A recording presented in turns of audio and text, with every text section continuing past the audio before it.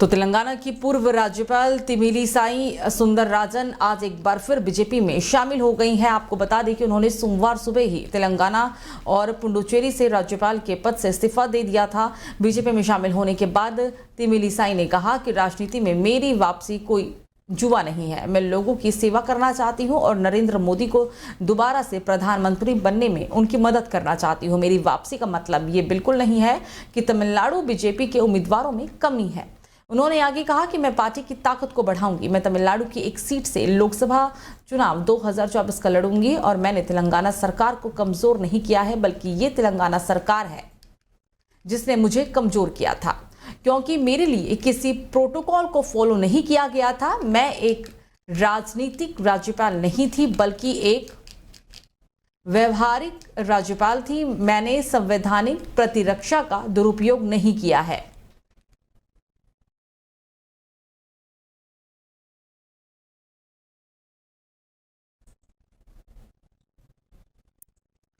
तो लोकसभा चुनाव का आगाज हो चुका है, उल्टी गिनती शुरू हो चुकी है और राजनीतिक सरगर्मियों के बढ़ने का सिलसिला भी लगातार जारी है। बीजेपी के उम्मीदवार कृष्णपाल गुर्जर तीसरी बार हैट्रिक लगाने के लिए चुनावी मैदान में उतर चुके हैं।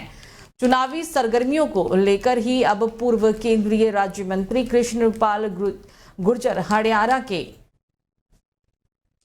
कैबिनेट मंत्री, आपको बता दें कि इस दौरान मूलचंद शर्मा के साथ स्थानीय निवासी सुभाष शर्मा द्वारा आयोजित चाय पर चर्चा कार्यक्रम में शामिल होने के लिए पहुंचे और इस पर उन्होंने लोकसभा में हुए कामों के बारे में चर्चा की। वहीं उन्होंने मोदी सरकार की बड़ी उपलब्धियों को भी जनता के बीच में रखा। केंद्रीय चुनाव मंत्री कृष्णपाल गुर्जर ने कहा कि मैंने अपने जीवन में बहुत चुनाव लड़े हैं, चुनाव लड़ते हुए देखा भी है, लेकिन इस बार का चुनाव बहुत अलग है, क्योंकि पहली बार इस चुनाव में प्रधानमंत्री मोदी के सामने मैदान बिल्कुल खाली है और कांग्रेस के बड़े बड़े नेता चुनाव के मैदान को छोड़कर भाग गए हैं।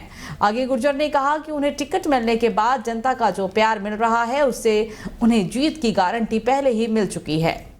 मोदी की गारंटी जहां पूरा देश विश्वास करता है, तो वहीं उनके दिए गए टिकट पर जनता जीत की गारंटी दे रही है। देखिए शर्मा जी, मैंने जीवन में चुनाव बहुत लड़े हैं और बहुत लोगों को लड़ते हुए देखा है, लेकिन ये इस बार का चुनाव एक अलग किस्म का चुनाव है।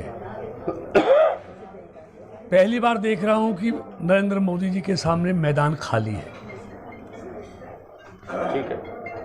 कांग्रेस के बड़े बड़े नेता चुनाव का मैदान को छोड़कर भाग रहे हैं, टिकट वापस कर रहे हैं, लड़ने की हिम्मत नहीं जुटा पा रहे हैं। मतलब चुनाव से पहले ही उन्होंने हार स्वीकार कर ली।